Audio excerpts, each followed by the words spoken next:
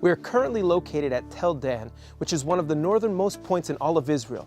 This place is called Tel Dan because it's the location of where the tribe of Dan eventually moved after being allotted a portion of the land in the modern Tel Aviv area just west of the area of Benjamin, of the tribe of Benjamin.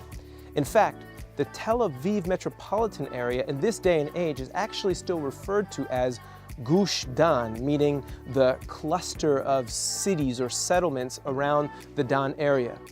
The tribe of Dan was seemingly never capable of occupying this portion of the land that was allotted to them, that is the portion of the land adjacent to the Mediterranean, and so they migrated northward to this area and conquered a city called Laish, and they settled in this area that's now called Tel Dan.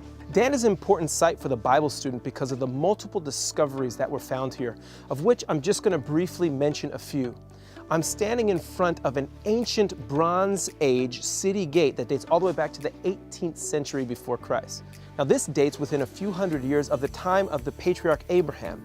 The biblical text relates that Abraham was called to come to the land of Canaan from ancient Mesopotamia, that is, located in modern-day Iraq. As Abraham left Ur, he traveled north to Haran and then came into Canaan from the north. When Abraham entered into the land, he may have very well come through a city gate that resembled the ancient gate that you see behind me. At bare minimum, however, we know that Abraham did come to Dan.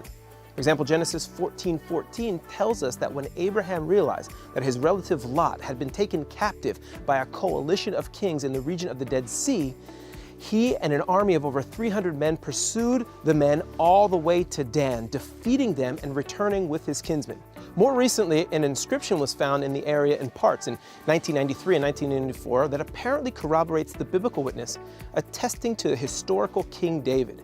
This inscription is frequently called the Tel Dan stele, or the House of David inscription, because it mentions the phrase Bet David in Aramaic, and this lends credence to the biblical testimony of a Davidic dynasty.